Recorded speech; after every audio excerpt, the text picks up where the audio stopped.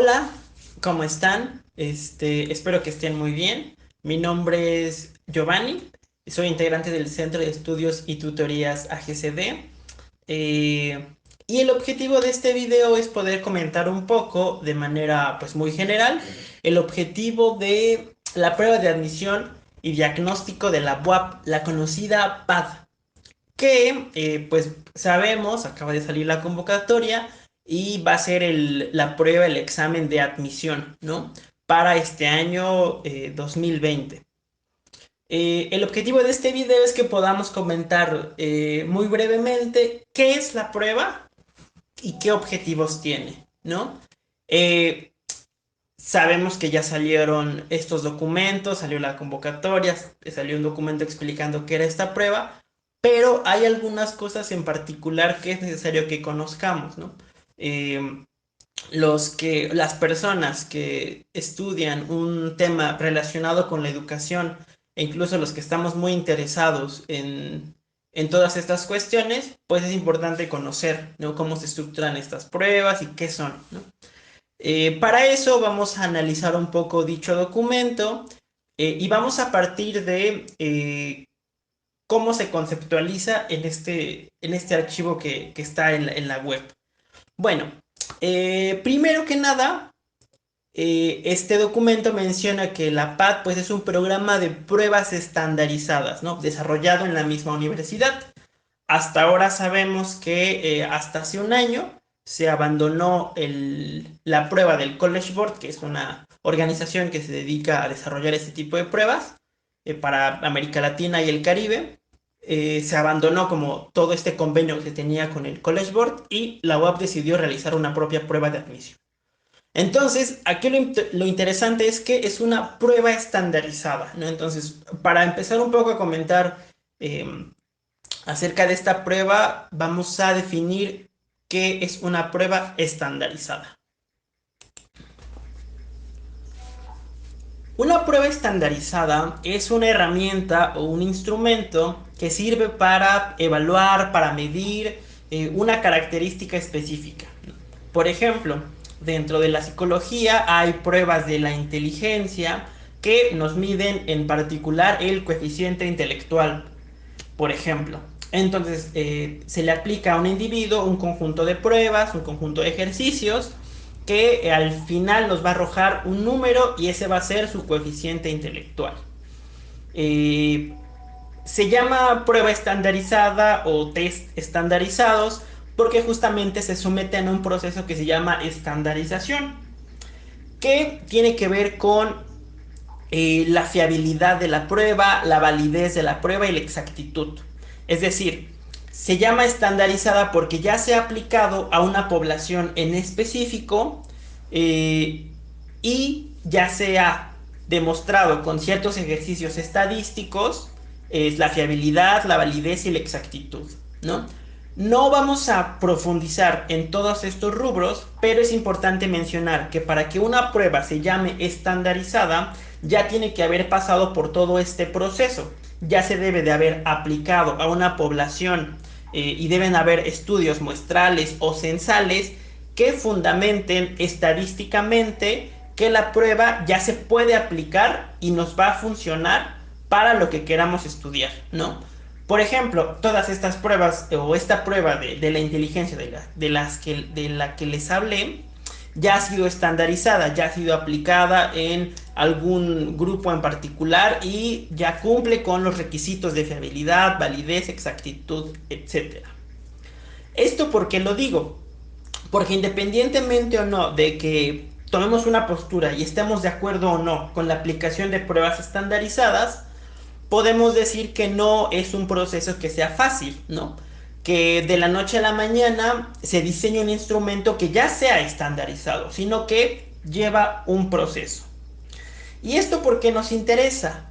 Porque de entrada, como ya dije hace un momento, la PAD en este documento que salió se dice que es un conjunto de pruebas estandarizadas, ¿no? Desarrollado en la PUAP. ¿Esto qué quiere decir? Que previamente ya debe haber un ejercicio estadístico, una aplicación en general que fundamente que esta prueba funciona. Y hasta ahora lo único que sabemos es que la universidad ha hecho un piloto, así le ha llamado, y no tenemos más información acerca de la realización de esta prueba. Lo cual es importante porque si no, no sería una prueba estandarizada, ¿no? ¿O qué tipo de prueba sería? Como primer cuestionamiento que ponemos sobre la mesa es cuáles son esas aplicaciones que se han hecho, cuál es toda esa fundamentación estadística que se necesita para que sea una prueba estandarizada, ¿no? Y a dónde está ese estudio, a dónde están esas muestras, es necesario que lo sepamos. Ahora bien, si bien es cierto que las pruebas estandarizadas arrojan información útil, no todas las pruebas toman en cuenta otros factores importantes que influyen en lo que se quiere medir. Por ejemplo, hablemos en particular de esta prueba, que una está sobre tiempo y toca temas muy específicos. Hay un aspecto muy importante del desempeño académico, del aprendizaje, que es la motivación. Entonces, por un momento imaginemos qué tan motivado está un alumno cuyo proceso de admisión depende del puntaje que saca en un examen, cuya estancia, cuya admisión a la universidad está ligada a ese único examen de admisión. Entonces, en ese sentido, esta prueba estandarizada no está tomando en cuenta un factor importantísimo como es la motivación. Entre otras cosas también podemos mencionar que se evalúan temas muy específicos, muy concretos. El formato de evaluación o medición es muy distinto a la dinámica de cómo aprendemos, ¿no? Particularmente este que es en línea, pues es diferente, ¿no? Pero en general las pruebas de admisión son garrafalmente diferentes a realmente cómo aprendemos, ¿no? Y cómo se enseña en las aulas. Entonces son cosas que se tienen que tomar a consideración. Eh, y como algo muy importante es que las pruebas estandarizadas no son adecuadas para todas las personas, ¿no? Es algo que debe de quedar muy claro. Porque, eh, regresamos un poco al ejemplo de la psicología, que hay pruebas de inteligencia, pruebas de la personalidad. No únicamente se toma en cuenta la aplicación de la prueba, es decir, aparte de una aplicación, se hace una entrevista con la persona, se dialoga y se conoce para poder emitir un juicio o emitir una observación más fiable, más confiable. En este sentido, pues las pruebas estandarizadas no son adecuadas para todos. Y tomando en cuenta también la heterogeneidad de los aspirantes, pues es importante aclararlo, porque no todas las personas que hacen el examen de admisión han tenido las mismas oportunidades a lo largo de su vida. Entonces, podemos o planteamos el cuestionamiento de ¿realmente las pruebas estandarizadas son funcionales para un proceso tan importante como lo es el proceso de admisión? ¿O tendría que haber otro proceso? ¿O tendría que haber una prueba de admisión o no? Entonces son cuestionamientos que pues es importante ponerlos sobre la mesa, ¿no? Obviamente, por la gran cantidad de exámenes que se pueden aplicar, pues resulta muy fácil, ¿no? Elegir esta prueba, este tipo de pruebas, ¿no? Pero pues hay trasfondos que es importante analizar porque, como mencioné anteriormente, no todas las personas han tenido las mismas oportunidades, ¿no? No todas las personas pueden lidiar con el estrés o con la motivación a la hora de hacer un examen de admisión del que depende su ingreso o no a la educación superior. Es necesario también aclarar que las pruebas estandarizadas se ocupan en diferentes áreas de las ciencias.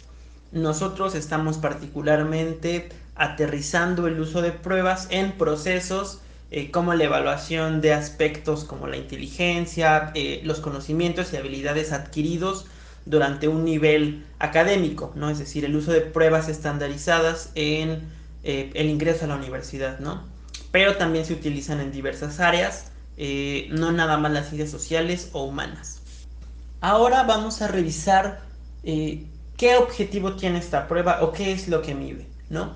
Si de igual manera revisamos este documento, nos menciona que lo que busca esta prueba es medir tanto las habilidades como los conocimientos que te permitan, cito textualmente, en condiciones normales, tener éxito en el siguiente nivel de estudios y estar en posibilidad de adquirir nuevos conocimientos más elaborados.